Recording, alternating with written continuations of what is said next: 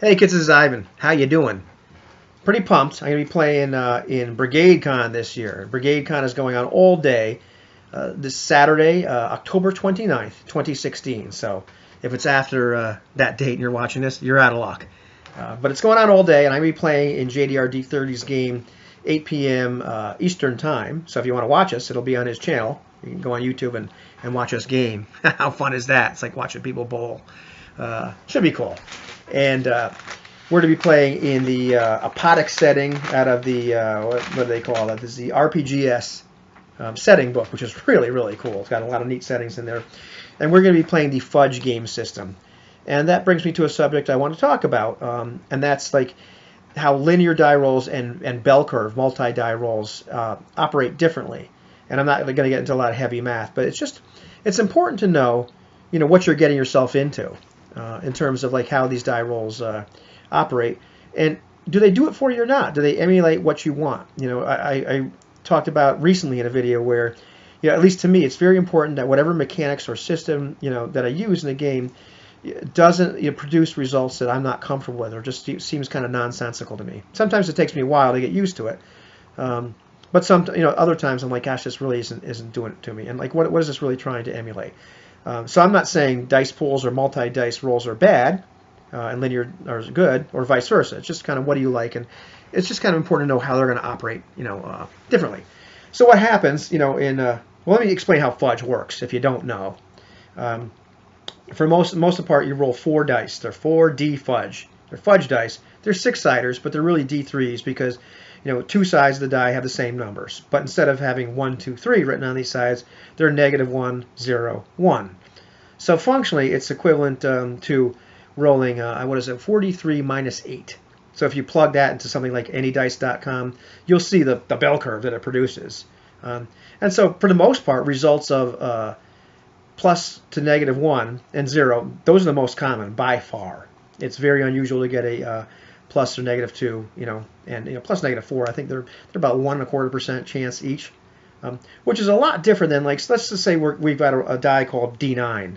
I'm not sure if somebody makes one. Probably do. Probably weird looking.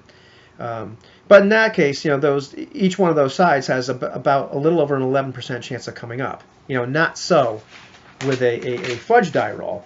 On either end of the spectrum, like I said, it's about 1.25% chance of those other numbers coming up.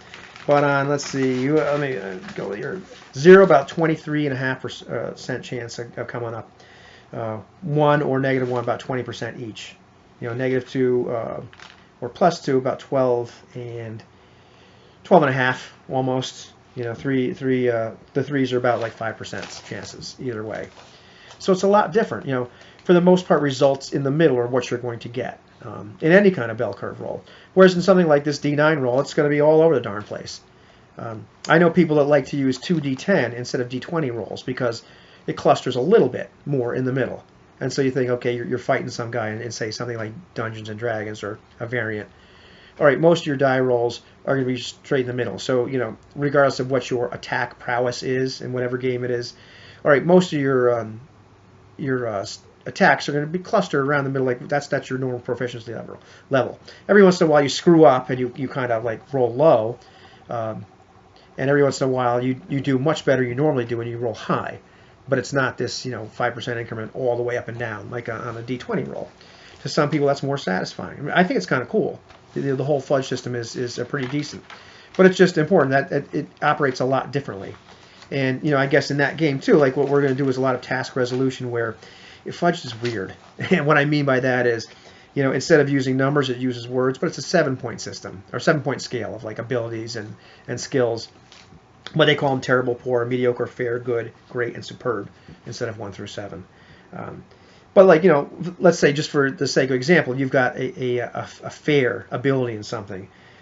So, it's 4. But say the task itself is a great task, so it's a 6. You roll Fudge dice, and you better roll +2. Your chances of rolling +2 or greater on Fudge dice are like 18%. So not so great. So you don't have a very good chance of doing that task. Whereas in something like a D9, it'd be about, I think it's like 33% chance of rolling that high. So it's a little bit different. So that's neither good nor bad. That's one of those things where in a straight up linear die roll, you know, it's a very easy to follow curve. It's a little slanted thing, and it gets progressively harder and harder to do things, but the variance doesn't change at all. Whereas in a bell curve, you know, things in the middle are just about a sure thing, and after that it's like a long shot. So it's a long shot that you're going to do really crappy. It's a long shot you're going to do really good. The other thing to just kind of keep in mind with when you're using bell curves is that modifiers are very, very powerful in the middle, at least, and the ends are not very powerful at all, because if you're already terrible at something, a -1 to your roll, it's not going to mean all that much, because you're going to fail anyway. And if you're pretty good at something already, a +1 is not going to mean all that much, you know, because it's just you're going to succeed probably anyway, you know. And in the middle, you know, those modifiers can be huge. I think in something like Fudge, they mean almost 20%, and that first plus or -1, you know, thereabouts. So they're gigantic. Whereas in something like our D9, they would still mean like 11%, you know. So it's just food for thought. I'm not saying either one is good or either one is bad. It's important to know like what you're getting yourself into, and just check that kind of stuff out. So you know, I dig the bell curve roll and all the die pool things, and it's just important to know that that's how they're going to act. So don't be surprised when you keep getting the results that you do. It also makes it much more tactical. Whereas in like something like say Dungeons and Dragons, where you're going to use a linear roll in a lot of cases, you're like, okay, well, I have a shot of doing that. Whereas in say something like Fudge, when you're trying to do something that's 2 places harder, you're like, yeah, probably not going to do it. So you approach tasks a little bit differently.